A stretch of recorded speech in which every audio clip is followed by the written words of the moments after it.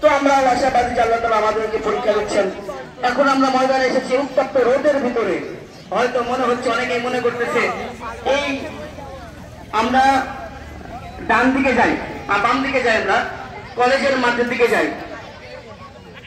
তো যে কথা বলছিলাম যে অনেকে মনে হতে যে এখন দোয়া হবে, নামাজ হবে, নামাজের পরেই বৃষ্টি হবে, এরকম না। আমরা নামাজ পড়বো, আমরা দোয়া করবো, এটা একটা ওসিলা। আল্লাহ তাআলা এই ওসিলার মাধ্যমে বৃষ্টি দিতে পারেন। তো আল্লাহ তাআলা ওসিলা বুঝেন যে কোনো একটা কাজে আল্লাহ তাআলা। তো এইটা একটা ওসিলা।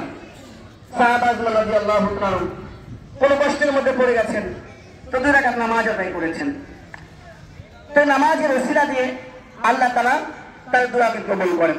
তো আজকে আমরাও এরকম ভাবে সারিবদ্ধ হয়েছি, একসাথে হয়েছি, একটা ওসিলা যে আল্লাহ তাআলা যেন এই ওসিলার বদলাতে আল্লাহ তাআলা আমাদের দোয়াকে কবুল করেন এবং রহমতের বৃষ্টি যেটা আমাদের খুবই অতি প্রয়োজন এর জন্য ব্যবস্থা করেন। এই জন্য একটা ওসিলা, এই ওসিলা যেন আল্লাহ তাআলা কবুল করেন। আল্লাহ তাআলা যখন মানুষকে জান্নাত দিবেন তখন একটা ওসিলা খুঁজবেন, যে 5 ওয়াক্ত নামাজ বা সন্তান আলেম